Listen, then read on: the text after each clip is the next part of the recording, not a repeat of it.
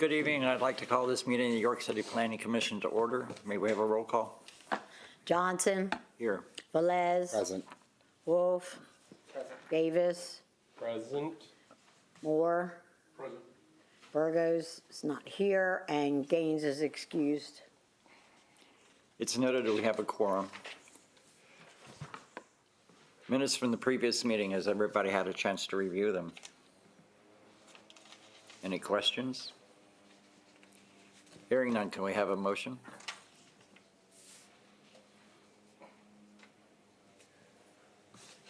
Motion to accept the previous month's meeting minutes. Any further discussion? Roll call, please. Johnson, Aye. Velez, Aye. Davis, Aye. Wolf, Aye. Moore.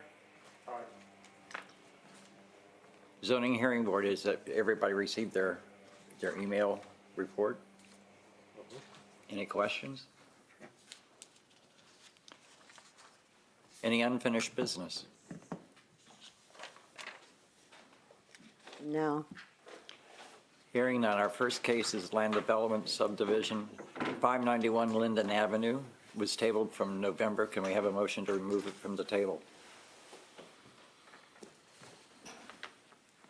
Make a motion to remove case from the table. Who made the motion? Motion second, any further discussion? Roll call, please. Johnson, Aye. Velez, Aye. Davis, Aye. Wolf, Aye. Burgos, Moore. Motion passes. First, we'll ask for an overview from staff, and then the applicant could step forward and provide their name. Okay, hold on for 1 second, because this may be Cliff texting me about the same. I don't know. I just wanted to make sure it wasn't Cliff. Okay, so this is, for those of you who are not familiar with this address, it is the Little Green Church on Linden Avenue, which has been before you for zoning and now for land development for the Arts Institute of York. They are building on the east side to Linden Avenue from their existing parking lot.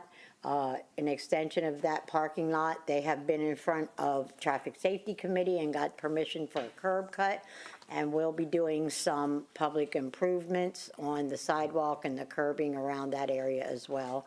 But that is to give them enough space for their, employees and the people that access that establishment. Is the applicant present? Hello, could you provide your name for the record, please? Yes, I'm Kent Raffensberger from Johnston and Associates. I'm representing the 591 Linden Avenue plan.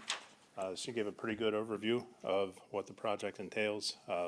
They want to, the York Art Association wants to convert the old Church of Azair into a use for their business, and there's a parking addition that's proposed as well. And again, this plan has been before the Planning Commission a couple times. The variances that were requested for the project have been approved. If you'd like me to go over them, I can, or if not, that's fine. And so basically, we responded to the last C.S. Davidson letter. We wrote a letter back on November 18th.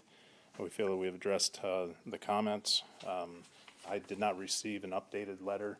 I'm not sure if there's an updated review available at this time.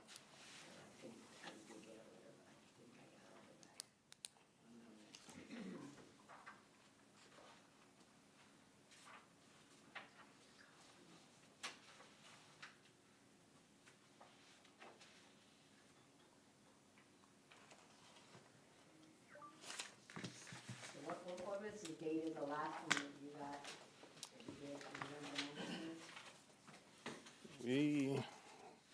November 8th was the letter that we received. We responded on November 8th.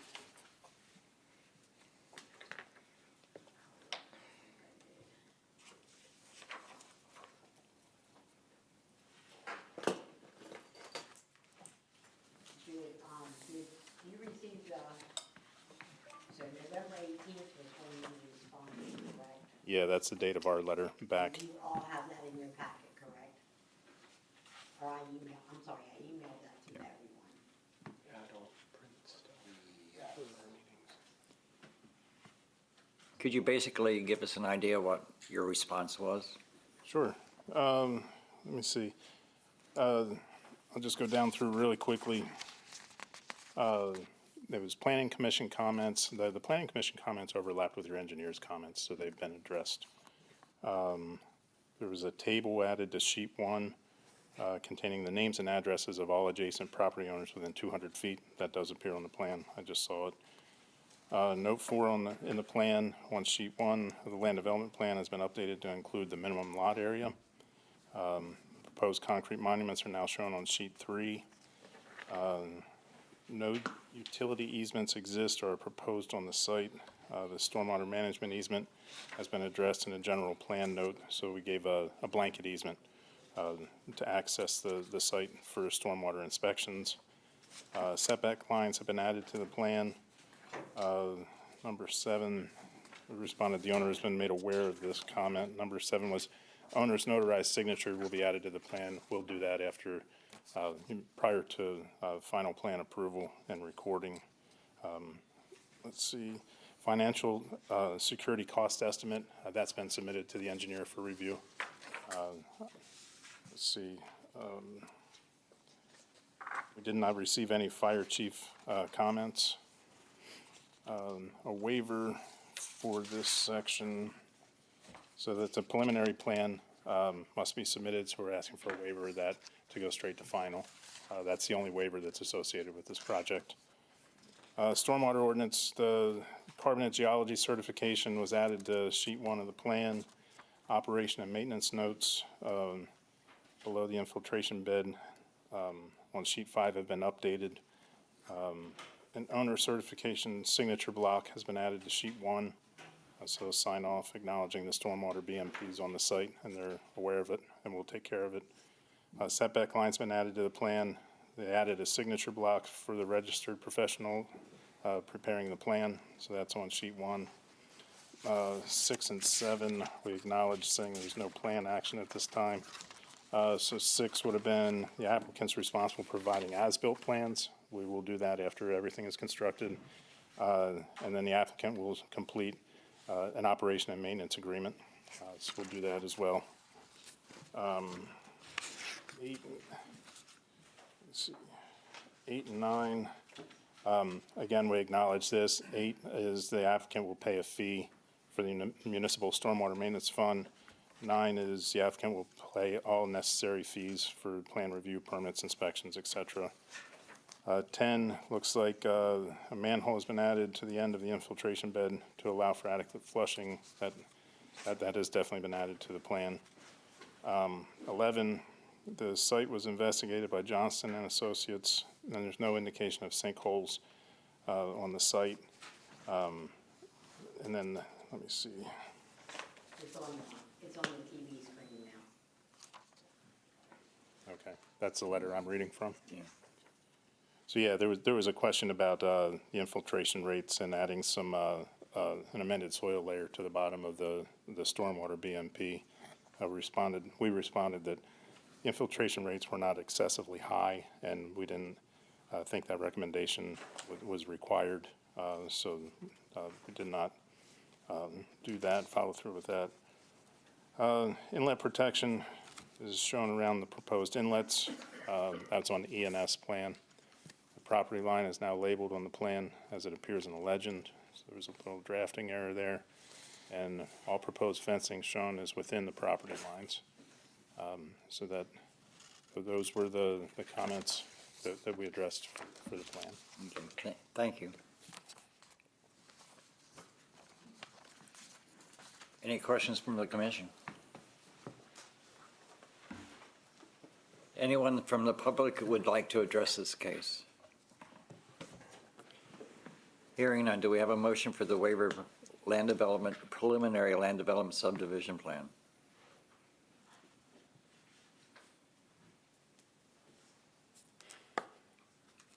I recommend approval To waive the preliminary land development subdevelopment plans to final plans conditioned upon the city engineer and comments being satisfied. Second. Motion second, any further?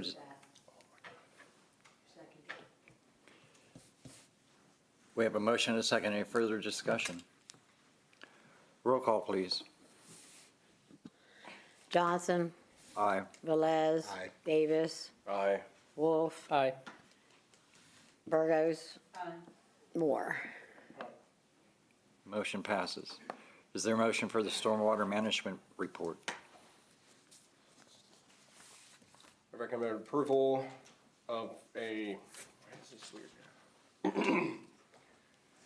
I recommend approval of stormwater management report conditioned upon city engineering comments being satisfied. Second. Any further discussion? Roll call, please. Johnson, Aye. Velez. Aye. Wolf, Aye. Davis, Aye. Burgos. Moore.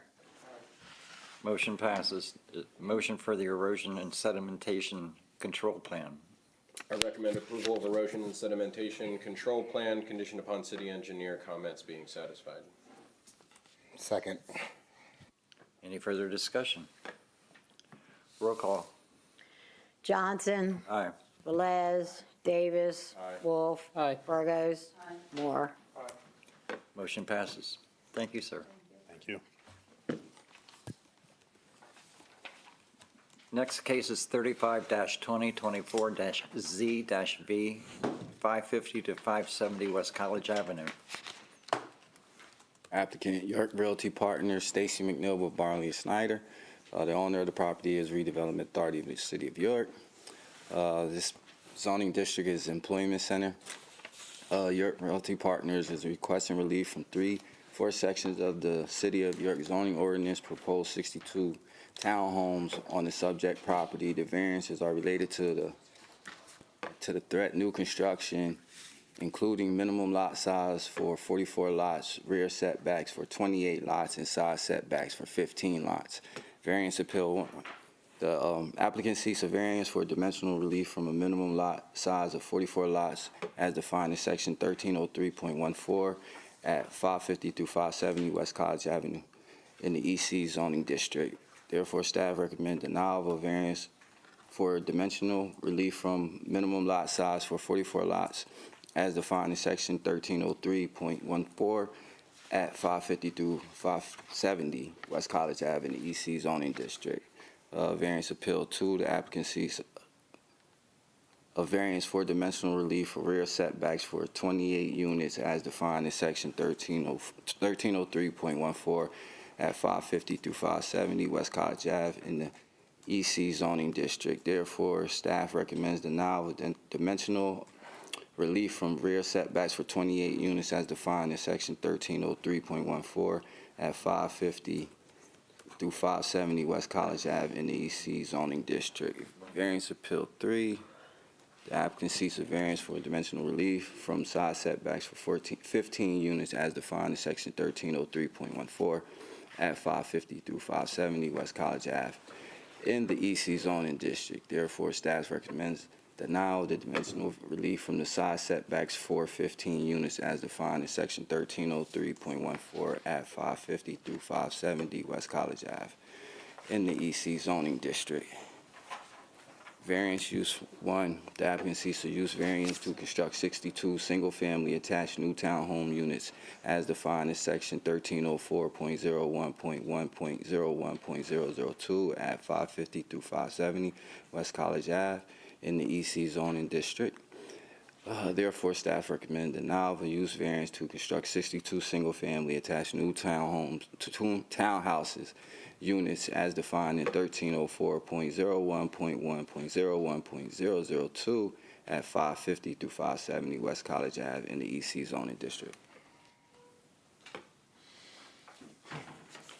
Good evening. Good evening. Stacy McNeil here representing the applicant. I'm here with Jeff Stauch of Warehouse, as well as Angela Manafo, who is the applicant's representative. You may recall we were in front of you this past summer with our pretty plan for the Dentsply site. At that time, we were talking about conversion of a number of buildings into really mixed use, as well as we had discussed our 62 townhomes new construction. When we were here in front of you this summer, the thought had been that this townhouse project would be really more of a multifamily project, meaning that we weren't going to separately subdivide each of the individual units. Instead, they would be townhouses that would remain on a single lot. Since that time, the applicant has looked further at the project and really believes that separately subdividing each of the townhouses onto their own fee simple lot will actually be provide for more flexibility in terms of sales of the individual units, allow for home ownership of the units, which is very consistent with the neighborhood and the history of this neighborhood, as well as to provide a variety of ownership and occupancy throughout this project. So we'll have our commercial portion of the project. We'll have the rental units, obviously, in the conversion, and this allows for an owner-occupied portion of this redevelopment project. When we go to make that change so that each is on its own separate lot, that results in the need for some of these variances. Number one, instead of multifamily new construction, now it is single-family attached. So they look the same as what you saw over the summer. They're just on their own separate lots, which makes them a different terminology for what the actual use is. And then when you put them on separate lots, that brings into play certain dimensional requirements which we're asking for the relief from. So again, if we had these all multifamily on one parcel, we wouldn't necessarily need these dimensional variances. It's because we want to make them available as for sale fee simple units that we need the dimensional relief. So the dimensional relief, and Jeff can point out some of this here, on the site is, number one, some of these require a minimum lot size variance. So your minimum lot size requirement in the EC zoning district for other uses is 2,000 square feet. We have some of these lots that vary in size from maybe just under 1,500 square feet up to 1,900 square feet. We obviously have some which also exceed the 2,000 minimum square foot. So we've noted on your zoning exhibit that you have with a square, the lots that do not meet the minimum square footage. Triangle, I'm so sorry, see? Not good with my shapes, apparently. Okay. The next dimensional variance that we're looking at is rear setbacks. So the rear setback for other uses in the EC zoning district is 10 feet. And that's 10 feet from the proposed deck or patio, not 10 feet from the rear wall. And these units are proposed to have a rear deck or patio on all of the units. That rear setback is denoted by, what type of a shape do we have there, Jeff?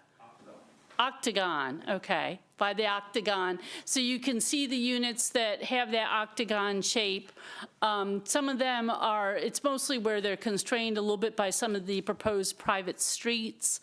We are proposing fencing in some of those locations and landscape buffer yard and screening to help give added protection. But basically, we're looking at probably over 10 feet from the rear wall of the structures, I would guess, in most of those situations. It's just from the rear portion of the patio that it's not the full 10 feet. And then we also have a request for side yard variances in a few situations. The side yard is 10-foot side yard. And so you can see that must be the square then. Okay. You can see with the square, the units that don't meet that specific side yard setback. Again, if we were to keep these all on one lot, we wouldn't necessarily need the variances, but we think it makes sense for this neighborhood and the redevelopment project to be able to offer these to owners to have their own and own their own yard as well. So that's, in a nutshell, what we're looking for relief this month, and appreciate any questions that you might have or any thoughts. So your, excuse me, your subdivision is basically the units in yellow? The units in yellow, yes, that's correct. So each unit would be on its own separate lot, right?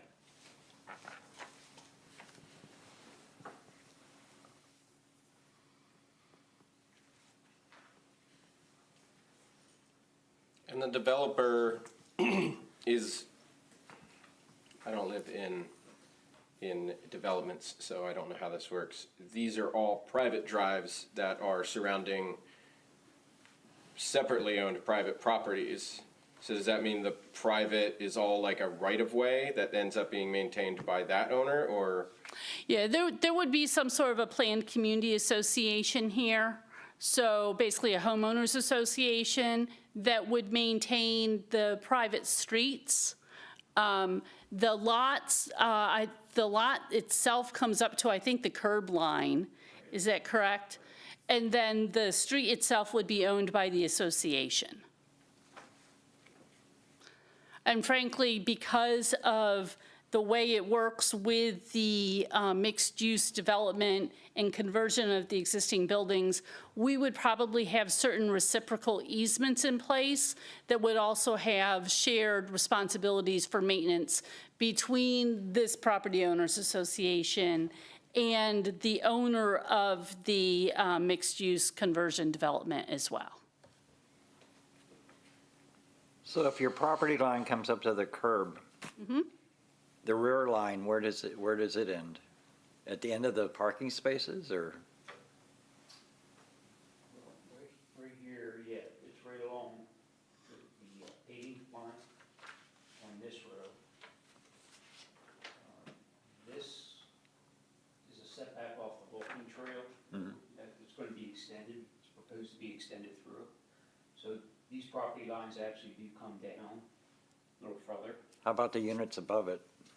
Units above it will stop right there at the paving as well. So right at that lane. Okay. Yep. So the parking spaces are not included in the lot? Yeah, there's 3 parking spots in each lot. So there's a 2-car garage, there's a 1-car garage and 2 cars in the driveway.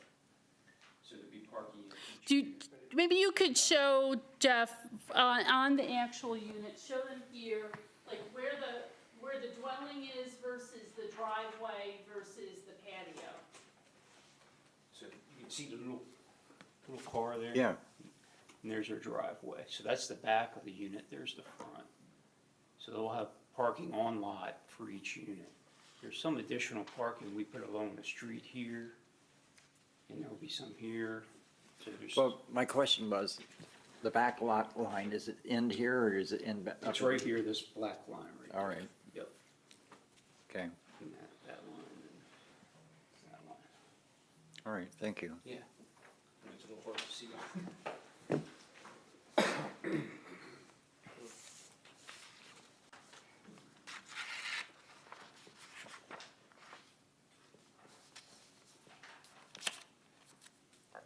Are there any other questions?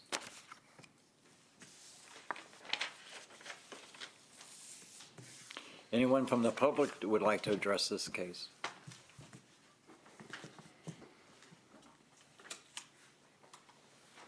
On the first variance, do we have a motion for the dimensional relief from minimum lot size? I make a motion to recommend approval of a variance for dimensional relief from the minimum lot size of 44 lots as defined in section 1303.14 at 550 through 570 West College Avenue in the EC zoning district. A second. Any further discussion? Roll call, please. Johnson. Aye. Velez. Aye. Wolf. Aye. Davis. Burgos. more. Motion passes. The second variance, is there a motion for the relief for rear setbacks? Make a motion to recommend approval of a variance for dimensional relief from rear setbacks for 28 units as defined in section 1303.14 at 550 through 570 West College Avenue in the EC zoning. A second. Further discussion? Roll call, please. Johnson, Aye. Velez. Aye. Davis. Aye. Wolf. Aye. Burgos. Moore. Motion passes. The third variance, is there a motion for the dimensional relief from side setbacks? I make a motion to recommend approval of a variance for dimensional relief from side setbacks for 15 units as defined in section 1303.14 at 550 through 570 West College Avenue in the EC zoning. Further discussion? Roll call, please. Johnson. Aye. Velez. Aye. Davis. Wolf. Aye. Burgos. Moore. For the use variance, do we have a motion for the variance to construct 62 units? I make a motion to recommend approval of a variance to construct 62 single-family attached new townhouse units as defined in section 1304.01.1.01.002 at 550 through 570 West College Avenue in the EC zoning. Further discussion? Roll call, please. Johnson. Aye. Velez. Aye. Davis. Aye. Wolf. Aye. Burgos. Moore. Motion passes. Thank you, ma'am. Thank you.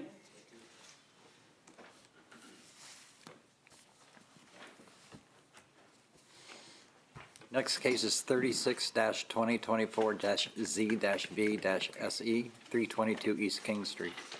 Okay, applicant, owner, same person, Katrina Longley, at 322 East King Street, York, PA 17401, zoning district UN2, urban residential neighborhood district. The summary, applicant would like to convert a single-family dwelling into a two-unit multifamily dwelling. Variance appeal 1, the applicant seeks a definition variance since the proposed use does not meet the ordinance requirements of a conversion from industrial, institutional, or commercial. The property is a single-family home. Staff has reviewed the variance provision of 1311.10.d. Therefore, staff recommends denial of a definition variance to allow 2 units for the property at 322 East King Street.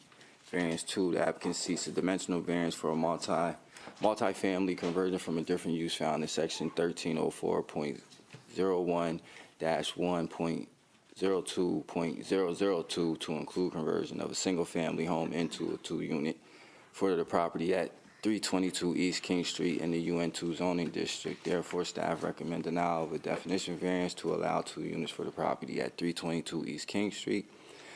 Variance appeal 3, the applicant seeks a variance to the special exception condition that the property has not been vacant for 2 years in section 1311.11 subsection C. Therefore, staff recommends denial of a variance to the special exception condition of the property being vacant for 2 years for the property at 322 East King Street.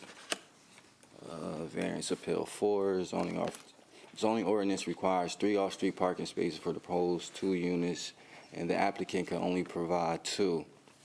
The applicant is seeking a variance to reduce the number of off-street parking spaces. Staff has reviewed the variance provision in 1311.10.d and finds that the property does not have unique physical circumstances or conditions that warrant relief from the requirement of 1.5 parking spaces per dwelling unit. Excuse me. Therefore, staff recommend denial of a variance to the minimum number of parking spaces required of a multifamily dwelling from the property at 322 East King Street. Special exception 1 use, the zoning ordinance permits multifamily conversion for a different use by special exception in the zoning district at 1304.1.1.02.002. Staff has reviewed the special exception provision for this property. Therefore, staff recommends denial of the request for a special exception to allow multifamily dwelling at 322 East King Street. Good evening. Could you state your name for the record, please? Katrina Lilling. And this is Ollie Ali Johnson. Johnson. And could you give us some more details of what you're doing here? So we're adding another unit into this single family just to provide more housing. it would be the first floor, and then the second and third floor would be the other unit. Adding a bathroom to the first floor as well.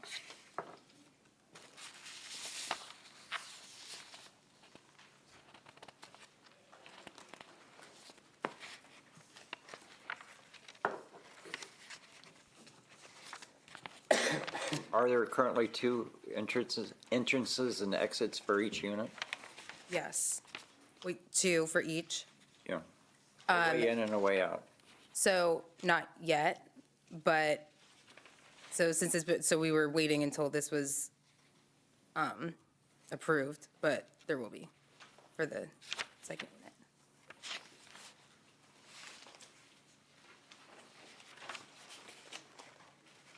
Where will the second unit, the second floor, second exit be located? So there is a, like, I guess I want to say like an extension to the first floor. So it would be, on the second floor, there would be a door and then the deck and then steps to go downstairs to the garage. Is this structure basically like a wedding cake, the first floor, second floor, and third floor smaller? In other words, you have 3 different roofs? Is there? No, I want to say that the second and the third are the same in size. In other words, the second or third have one roof over them? and then Yes. You have your extension for the first floor? So Yes, that's like their the- way out and yes. down? Yes. Okay.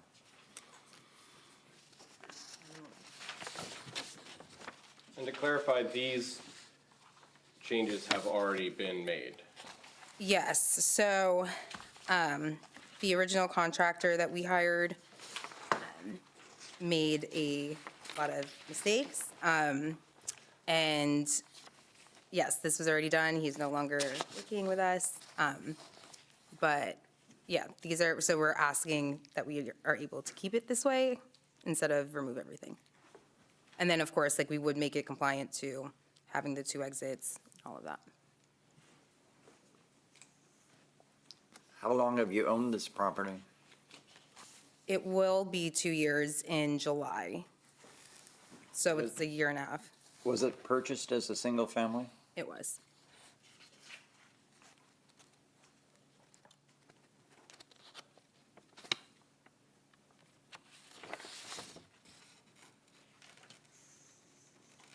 Did you try leasing it out as a single family?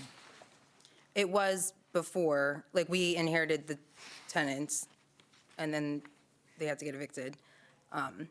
So it was before, but it was also condemned, and we didn't know that when we bought it, but he was renting rooms. The seller said that he wasn't, and that they also went to a hearing for it, and it was, like, they won it, and that he wasn't renting rooms, there was only 1 lease, but he was, and yeah, so we tried renting that, I guess, keeping the tenant, but, yeah, that didn't work. So we thought once he left, renovate it and make 2 units, put 2 families instead of 1.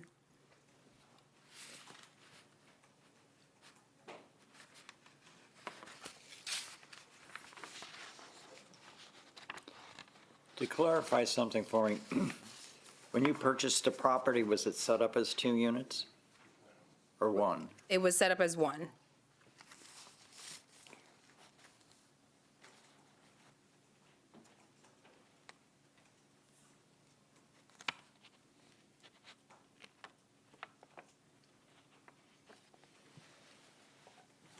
How is the heating and water, electricity set up now?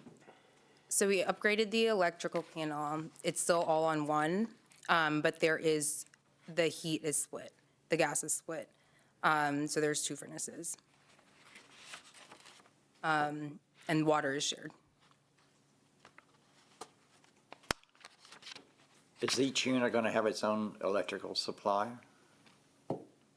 In other words, they're each going to have to contact an electric company and set it up for themselves. Are they going to have separate meters?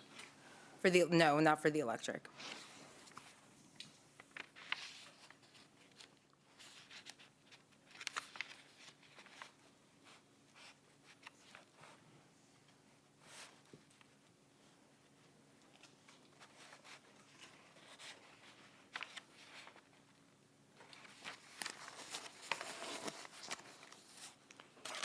Any further questions? Anyone from the public who would like to address this case?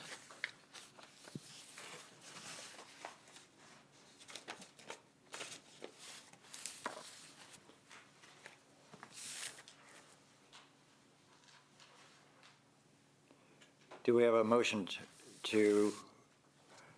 for the variance for 2 units? I make a motion to recommend approval of a variance to the definition of multifamily conversion from a different use as defined in section 1304.01-1.02.002A at the property located at 322 East King Street in the UN2 zoning district. Second. Any further discussion? Roll call, please.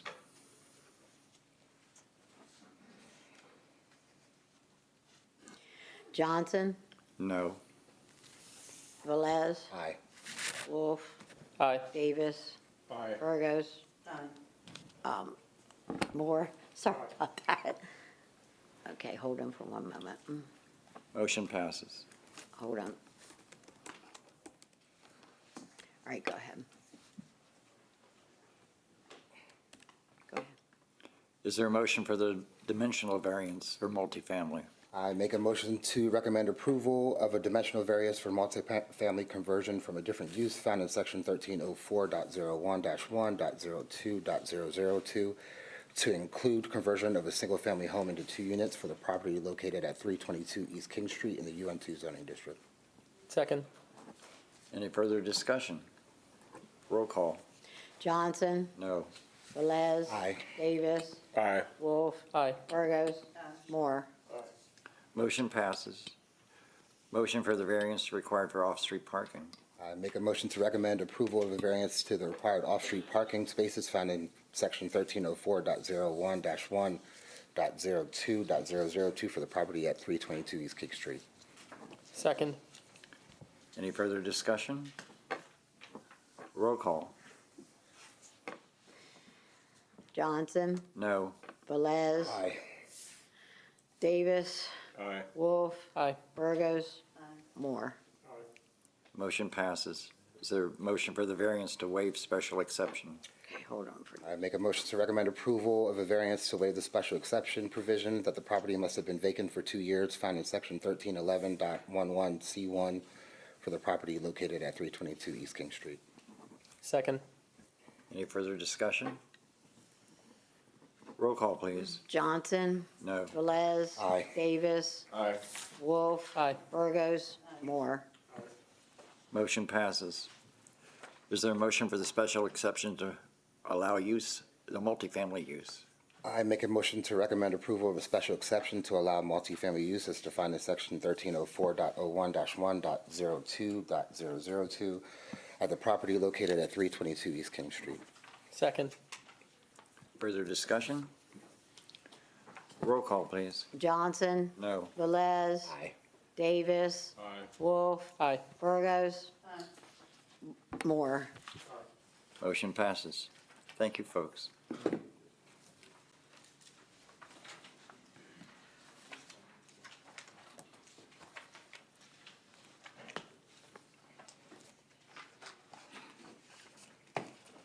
Our next case is 37-2024-Z-V-SE, 678 East Market Street. Applicant is Sunny Banks, 678 East Market Street, York, PA 17403. The owner is The Movement of York, Inc., 678 East Market Street, York, PA 17403. Zoning District UN2, Urban Residential Neighborhood District. Summary is Sunny Banks is requesting a variance for a community food bank as defined in section 1304.01-3.10.002A at 678 East Market Street in the UN2 zoning district. Variance Appeal 1, the applicant seeks a variance requesting a community food bank as defined in section 1304.01-3.10.002A at 678 East Market Street in the UN2 zoning district. Therefore, staff recommends denial of a variance for a community food bank as defined in section 1304.01-3.10.002A at 678 East Market Street in the UN2 zoning district. Good evening. Could you provide your name for the record? Sunny Banks. And can you give us some more details of what you're doing here? We have a food pantry that we have open one day a week. That's on a Saturday. We provide food, clothing, utility assistance when there's funding. We basically do community support all around. Is this a request to change the use, or, I mean, from one? The use of the building is, we had it used to be a lawyer's office, so we're trying to run the food pantry out of there.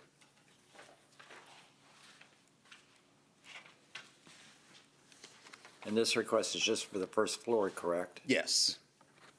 Are the second and, or third? No, are they that's not rental? a part of it. No, are they rental?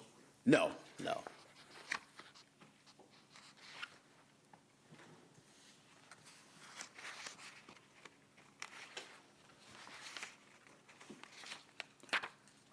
How long have you been operating your food bank? Little over 2 years now. And this request is just to bring it into compliance? Yes.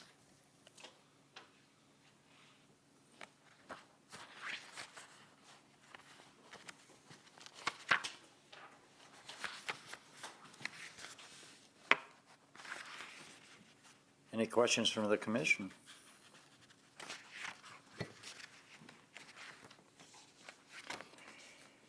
Hearing none, are there anyone from the public that would like to address this case?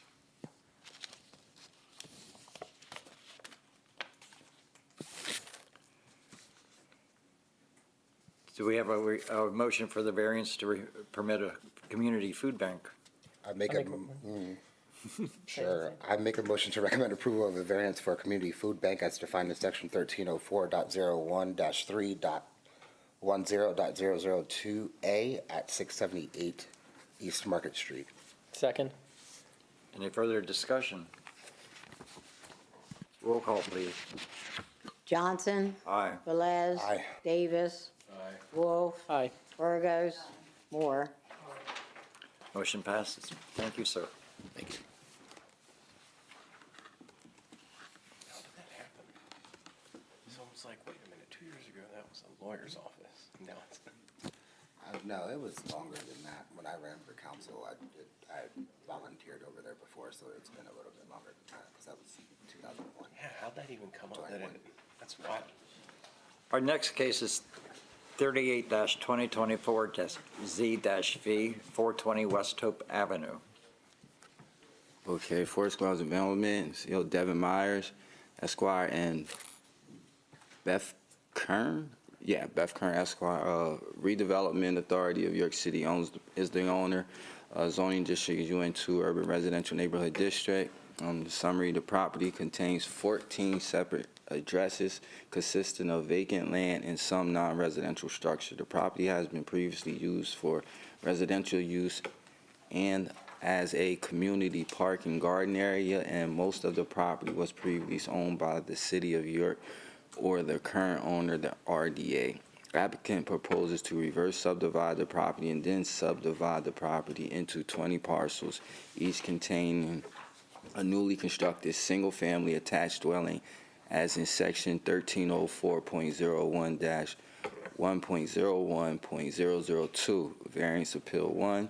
The applicant seeks a variance from the minimum lot area as defined in section 1303.12 subsection C for the property at 420 West Hope Ave in the UN2 zoning district. Therefore, staff recommends denial of a variance for minimum lot area as defined in section 1303.12 subsection C for the property of 420 West Hope Ave in the UN2 zoning district. Variance appeal 2, the applicant seeks a variance for a maximum total impervious surface as defined in section 1303.12C for the property at 420 West Hope Avenue in the UN2 zoning district. Therefore, staff recommends denial of a variance for maximum total impervious surface as defined in section 1303.12C for the property at 420 West Hope Ave in the UN2 zoning district.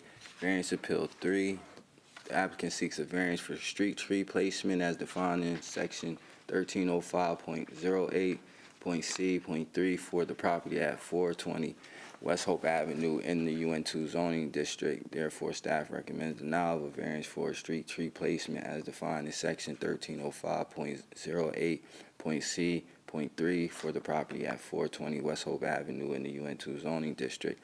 Variance appeal 4, the applicant seeks a variance for off-street parking ordinance of 1.5 spaces as defined in the section of 1304.01.1.002.D for the property of 420 West Hope Avenue in the UN2 zoning district. Therefore, staff recommends denial of a variance for off-street parking for the off-street parking ordinance of 1.5 spaces as defined in section 1304.01.1.001.002.D for the property at 420 West Hope Avenue in the UN2 zoning district.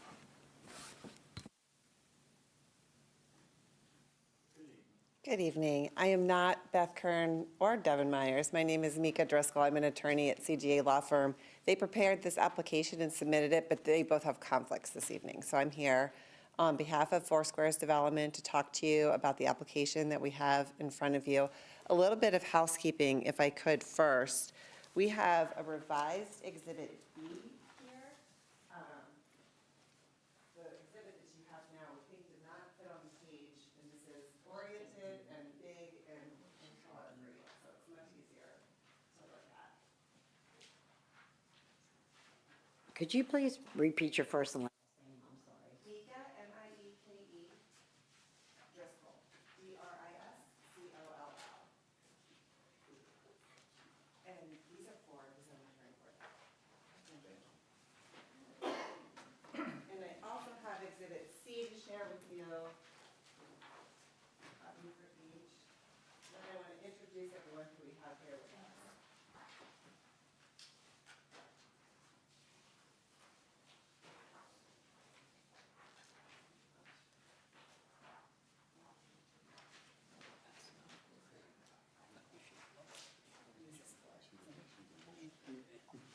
Okay, let me introduce everyone who's here. On behalf of Four Squares Development, Fred Walker is here, and Jeff Heim, the construction manager for the project. And from Murphy Dittenhafer, we have Frank Diffenhafer, and Patrick Ness. And we have engineer Todd Curl from RGS.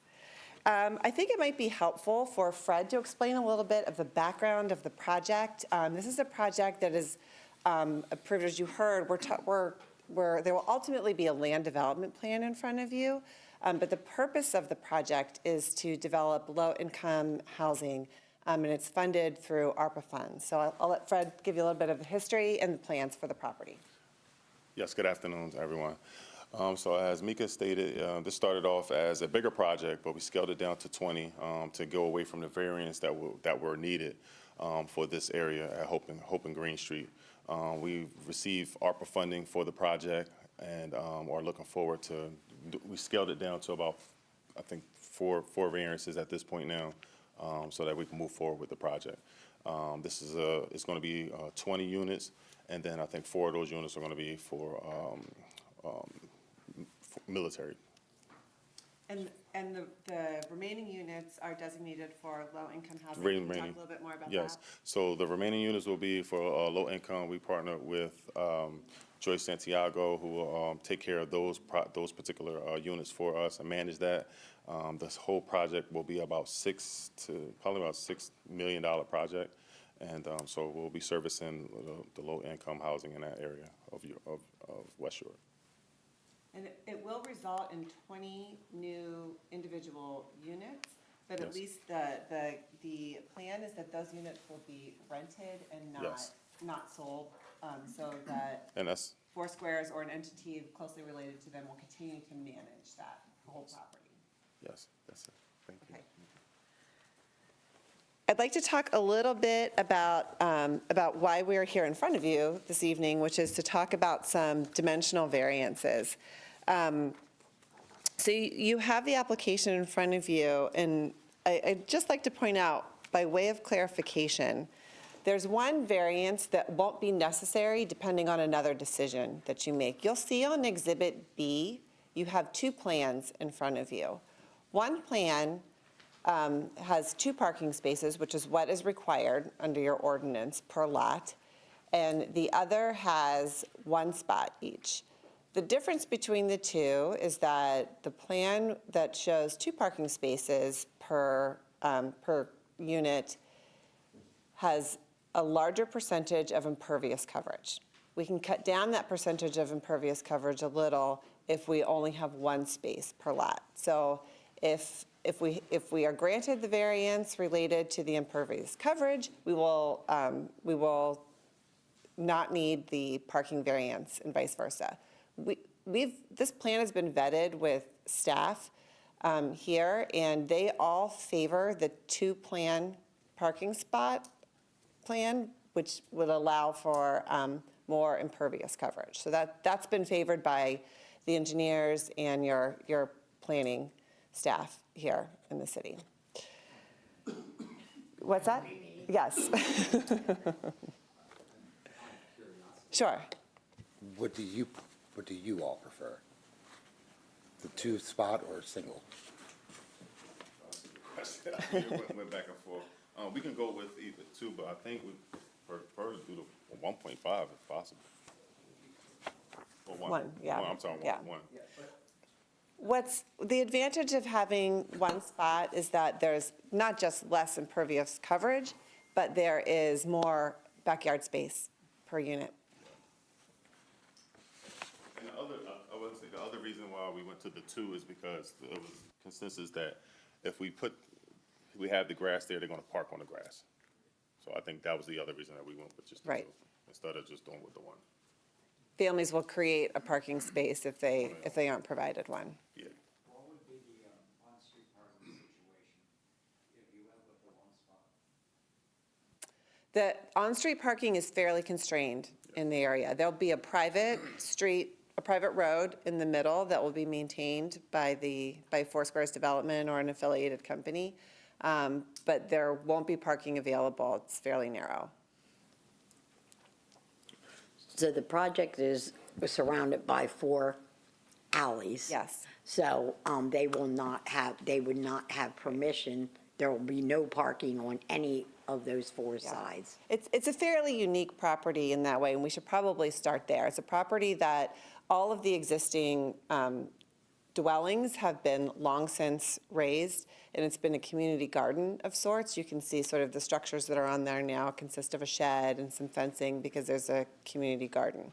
So this would be sort of a repurposing of what, in a lot of respects, is kind of an interior city block, but it's surrounded by rather narrow alleys on each side. So on-street parking is limited. If you went with the 1 parking spot version, would the property manager be enforcing when people are parking in the grass and you're like, you can't park? That would be pretty difficult. So they won't be there actually. If I can comment on that. Go ahead, thanks. Yeah. Again, Justin Heim. I believe in the previous planning meeting that we had with the city, it would fall on the city staff, because that is a city ordinance that's enforced. So if they were going out there and in their, driving around the city, if they found somebody parked in the grass, they would issue a citation for that. So it would actually be a burden that falls on the city, because it's an ordinance of the city. So the reason when they're on a private, like that isn't a road that is the city's then. No, but it is enforceable. So it is it's something called parking on an unimproved surface, and the PMIs would do. The management is not on site 24/7. No, not 24/7. Not 24/7.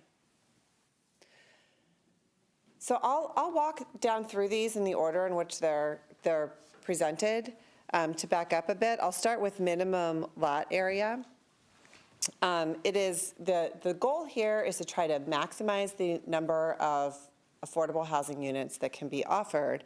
And so to do that, the applicant is asking for a variance to allow lots with a minimum lot area of between 12 and 2,000. 2,000 is the square foot number that's allowed under your ordinance. This isn't a land development plan, so the site plans are not finalized yet, but we know well enough that all units will be somewhere between 12,000 and 2,000 square feet. So that is the first variance that's being sought. And that allows, again, to maximize the number of affordable units that are possible, to give room for access and some yard for each unit as well. The second variance that we're requesting relates to parking spaces. And again, if we're presenting here this evening with the 2-spot plan because that is what is preferred by your staff. So that variance won't be needed so long as under section 1303-12C that the impervious surface area is allowed to exceed 75% of the gross lot area. And as a whole, as presented at this time, in the entire 14-unit existing plan that covers more than 75%. It's going to vary a little bit per each of those 20 units to be finalized when the plans are actually finalized. But we anticipate that, that at least a majority of them, if not all of them, will exceed the 75% with 2 parking spaces. And the last related variance that's being requested relates to street tree placement. Your ordinance now provides a minimum of 1 tree per lot frontage, no closer than 20 foot to a sewer lateral. Obviously, it's important to avoid those sewer laterals, so we're asking for placement that looks a little bit different than exactly what's required under your ordinance to maximize the green space that's available, to move some of those trees to the rear lots. And those are all indicated on the plan on Exhibit B. I'll stop there and pause for any questions that you may have, and we'll probably defer to the engineer and the architects who are here for specific design plan questions.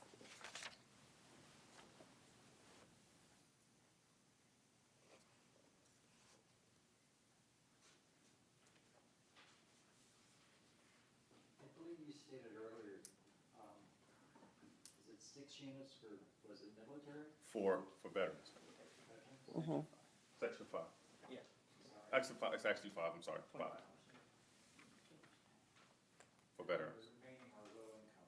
Yes. Which will be measured by 70% of AMI, and affordable housing advocates will help to identify appropriate tenants for those units. The current HUD percentage, 70%?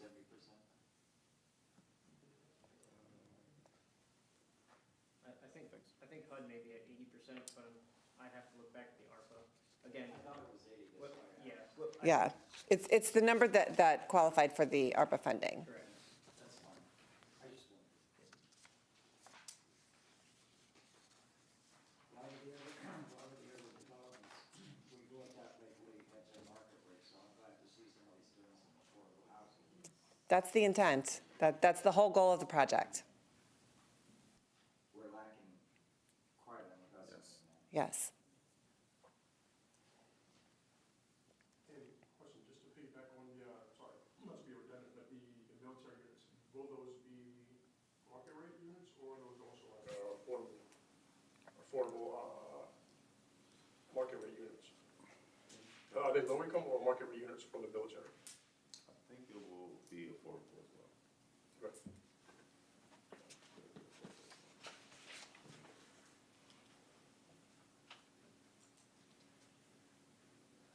It's interesting you picked among your similar approach precedents, the properties on East Princess Street. because that was part of the very first Elm Street program in the Commonwealth. And I actually live around the corner from it. And it turned out very well, so I'm glad to see this is a concept you're using as well. Sure.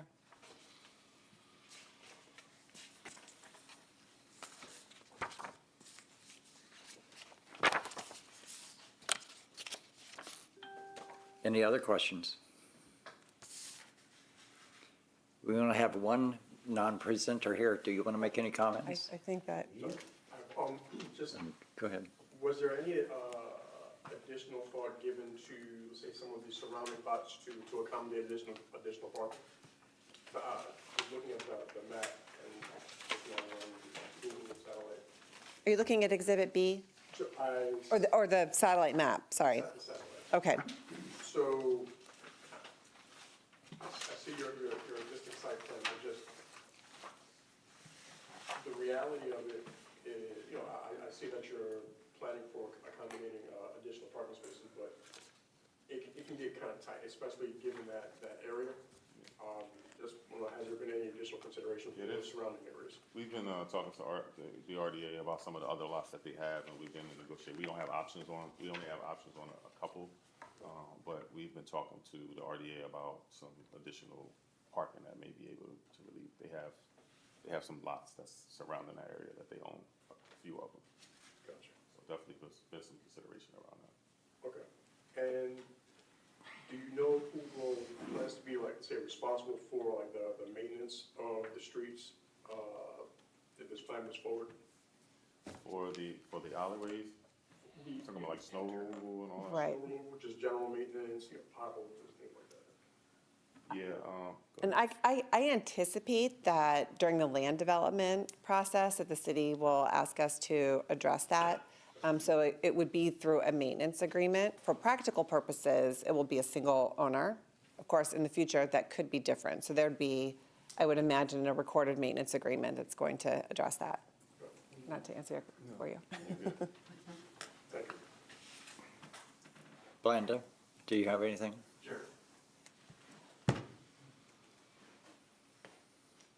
Good evening. Blandon Ace with the Redevelopment Authority. These lots have been under the ownership of the Redevelopment Authority, some going back to about 1974. 14 parcels that were there. The RDA had explored building on this parcel, and in fact, over the years, has been acquiring all of the flank properties. As recently as less than a year ago, actually purchased another property out on Penn Street. So this is the RDA's single largest piece of developable property at 0.74 acres. Our hope is that this, and through the work of Frank and his design, that will actually develop a model home that will then be replicated in additional lots. And furthermore, ironically, you heard from Dentsply people tonight, through the redevelopment authorities deal with York Realty Partners, the RDA is actually keeping, I think, 12 parcels of land that are vacant on the north side of West College Avenue as well, which is a block from all of this. So our hope is that this creates the model home that we could then replicate throughout the rest of the neighborhood. So this is kind of the beginning test fit of this size home on this size lot, and then we can use this, and it's almost cut and paste at this point then, and we can just replicate this over and over on all those flanked properties, along with some future phase 2, maybe phase 3 development right in the environs. We've talked about what the neighborhood needs, what kind of commercial things could be built, particularly in that stone lot to the northwest of this. There's a gravel lot, it's actually 5 parcels. In fact, on Wednesday, we're going to hear a presentation from York College students who have been walking around the Salem Square neighborhood and trying to create ideas for a third place. What do people need? What are the commercial things that are missing? We've kicked around the ideas of laundromats. There's not really one in that area. Or a healthy convenience store, fresh foods, those kinds of things that could serve this will become the hub of the rest of the neighborhood. And just as an aside, both when the RDA looked at this and I think at Foursquare's first iteration, there was going to be somewhere between, well, we were floating right around 54 units on this parcel. So this was going to be a massive 3-story walk-up with a bunch of small apartments that were going to be 600 to 900 square feet. I wanted to try to get as much density in. Everyone's looking for more houses, but I think this was a nice win. I think 20 units is a nice fit for that neighborhood. I'm a big proponent of the 2 parking spaces because if someone parks in their grass, they can get fined, and we don't want that. Parking is already an issue out there already, so adding more is better. But the RDA is in favor of this. We're big supporters. We've been working with Foursquare since day one, since day -10. So we've been so I'm happy to answer any questions too, if you have any. Thanks.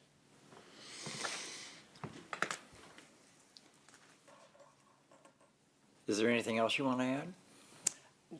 Not at this time. How about you, gentlemen? Okay. Do we have a motion for the variance for, go ahead. Sorry, I have a question before we get that far. Just to clarify, this isn't just for 420 West Hope, this is for the entirety? This is, of the it's 420, it's 14 parcels through 446. Reverse subdivision, then they're going to subdivide again. Right. Yeah. But we have to say the whole thing. Yeah. Do we have a motion for the variance from minimum lot size? I recommend approval of a variance for minimum lot size as defined in section 1303.12.c for the properties located at 420 through 446 Hope Avenue. Second. Further discussion? Roll call, please. Johnson, Aye. Velez. Aye. Davis, Aye. Wolf, Aye. Burgos. Moore. Motion passes. Motion for the variance for maximum total impervious surface. I will carefully say this. I recommend denial of a variance for maximum total previous surface as defined in section 1303.12.c for the properties located at 420 through 446 Hope Avenue. Hold on. I've got a question. So the denial would push them, To one space. Correct. I don't know how we address that when you say one outdoes the other, but my intent would be denying that and approving the next one. If I may, I don't know how we say that without outside the vote. and It was if I may, in an abundance of caution, we believe that we need the impervious coverage because some of the lots may be configured such that they are over 75. Overall, the entire space will be under 75, but we may, and when we get to the site plan, there may be some lots in which we could use that relief for your consideration. and it was also my understanding that the staff, So the only thing that they're gonna not need, if we go with the 2 parking spaces, would be the variance for the parking. They still will need the variance for the total impervious. What you're saying. I assume this pushes us into some sort of discussion about it, which is fine, but the idea being, at least from my take on the comprehensive plan, is that people want walkable cities. We can't keep pushing towards a walkable city if we keep saying cars are more important than people. I don't, That cars are more important than yards. I think that's where I'm like, it's irregardless of what I believe we should, and it's like, that's what the comprehensive plan tells us in my interpretation of it. So I don't know how we're supposed to balance those two and say it would be really nice if we have that's my opinion, I guess, based on.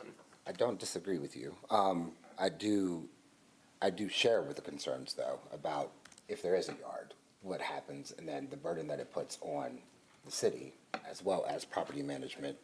And the owners. Right. I mean, you all got to deal with that. I mean, it's your yard. If you want it to rent again in the future, I mean, I parked in my yard once and my landlord yelled at me.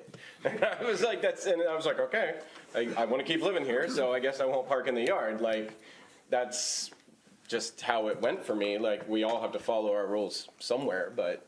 Well, if I could raise a point to that exact point. So if somebody in a residential house has 2 cars and they can't park one of them in their yard anymore, and there's no street parking local, then we're forced to have off-site parking to take care of that extra car, if you will. Well, they are forced to figure that out because they moved into a house that only had one parking spot. And I think that's my point is like, are we trying to add more housing or are we trying to add more parking spots ultimately at the end of the day? And one of the, like, we can't keep adding both of them and being like, half the people want to get rid of the parking minimums and half people want to have more parking on them. And you're like, we have to decide, do we want to favor people over cars or cars over people ultimately? Well, We can't keep picking and choosing. Let me rephrase my question then. You're asking for you're asking for the impervious space, correct? Either way. Yes, either way. Because even if we go with 1 parking space, Patrick probably has the calculation off the top of his head, but we still need, we're over that 75% threshold. Correct. I think it puts us, it differences with 1 parking spot, we're maybe at 80 or 81, with 2, we're at like 90. And then let me ask this other question, because I know that we've discussed that if the impervious space, if that is approved, we don't need the parking, but we can still do both, correct? So they, They haven't come with a plan. they could be, so, yes, you could approve a parking variance, which would allow them to just provide 1 parking space. Right, so we if could you- do both. If you recommend approval. If you recommend approval of, if you recommend approval of the 2 parking, then they wouldn't need, if you're going with the 2, they wouldn't need that. Right, but they don't, Keep in mind, this is just a recommending board. The Correct. zoning hearing board makes the final decision, so. right, but they're not in front of us with a land development plan right now. Not yet. Oh, no, no, So not at Regardless, all. during this process, they can still say, hey, we're only providing 1 parking spot. That's still their choice. Correct, But they need the impervious space for the property. correct. The impervious has typically nothing to do with the parking at this point. So, they would be increasing the impervious if they add the other parking spot there, but they need the impervious regardless. Okay. So they need that, and then, with the parking variance, it'll be, that, I would suggest, and that is totally up to you guys, to go for the parking variance, and then in the land development phase, when you Have it. come back in front of planning, if you say, hey, we're gonna go with 2 parking spots in there, at least you have the variance, if you're going to go and you're gonna get approved for that. Well, my concern is that, given the nature and the character of the surrounding properties, there's really not that much space for the second car. And I can't see 14 units with 1 car each. Somebody's going to have 2, 3, whatever. So- If I could just make a point as well, these are all 3-bedroom as well. So it's different than a 900 or 800 square foot, 1-bedroom unit that might need 1.5. These are 3 bedrooms. If someone moves in, suddenly their son or daughter turns 16, boom, there's a car. Yeah. In theory. That could happen. So, yeah, these are bigger units. Also, just for visitors as well, they have people that come. That's true, too. Now we're parking on the alley, causing issues as well. Maybe they're not allowed to have a block party. All right. Block parties encouraged. So we still have a motion. Was Okay, there a so second? hold on, because I'm trying to get this together.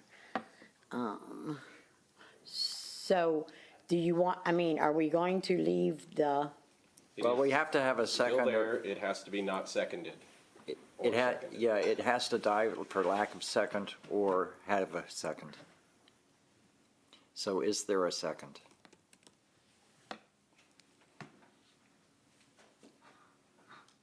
Hearing none, do we have another motion?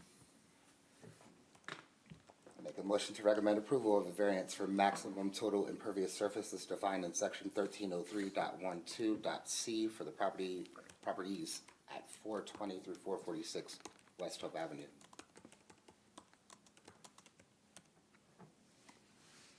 Is there a second? Second. who seconded that? You did? Any further discussion? Roll call, please. Hold tight.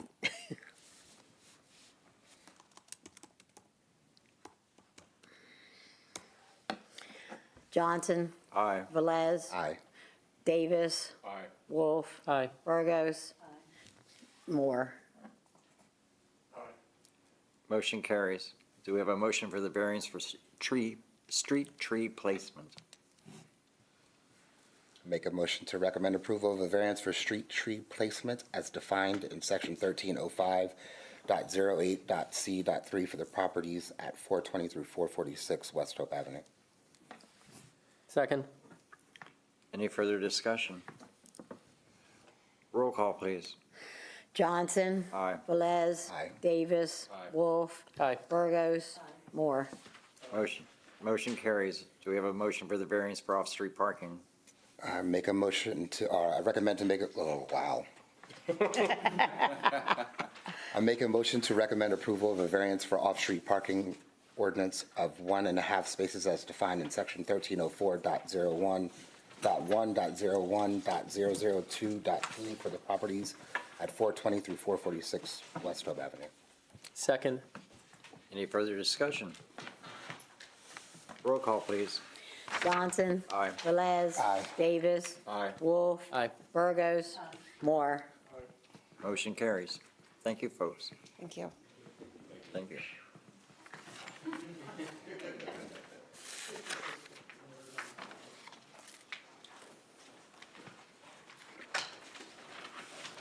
Is there anything else for discussion? I do. I wanted to give you all an update as to where we are with the comprehensive plan. I'll wait until they leave.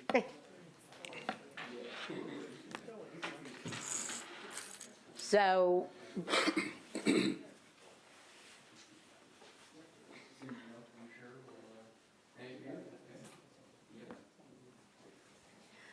Jessica and I are meeting, and Nona are meeting tomorrow afternoon.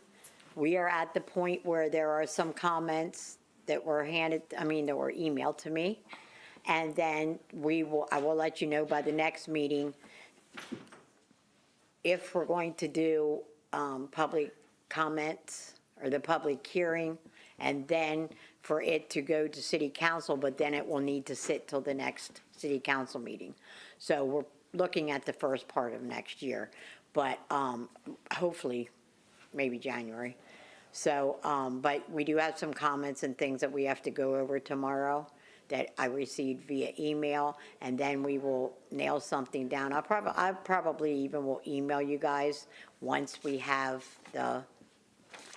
this is the date we're gonna go to city council with, we'll do the public hearing. And it's probably gonna have to be the public hearing and then the next city council meeting for it to be put on there for adoption for the next city council meeting. So the public hearing would be separate from a council meeting? So. Would that- they open it up as the public hearing and then? Yes, Close it it would down be and at then- 6 o'clock. Yes, it would be at 6 o'clock instead of the 6:30 meeting. It would be separate. Yes. Okay. So it's during the time, we can do the public hearing during the time of public comment of regular issues or regular public You comment. mean prior to the council meeting? Correct. Same Prior day? to the executive session. Are they going to rename it 2045 instead of 2044? No. Not, I don't think so. It's just Dippin' Dots at this point. Really? So, yeah. Is there anything else? Yeah, just housekeeping, since it's the end of the year. Is there anybody that needs, are all of our terms good, or it's, So, that was the other thing. So, next month, yes, all of you are good. So next month, we will do election of officers, to see, we want to keep the same or, vote somebody else in there. And also, I know you got the email from me for our informational session in January with both zoning and planning. Please try to attend that. It's very, very important. And then moving forward, we will decide whether or not we will collectively have those, or maybe just, since we only do them once a quarter, maybe twice in a year, we'll do it together or something, so, we'd like to have everybody also, and also, there'll be some city council members there, now they will not have any input, not saying, they're just there to observe, as well as the solicitor for the zoning hearing board. Anything else, then? We stand adjourned.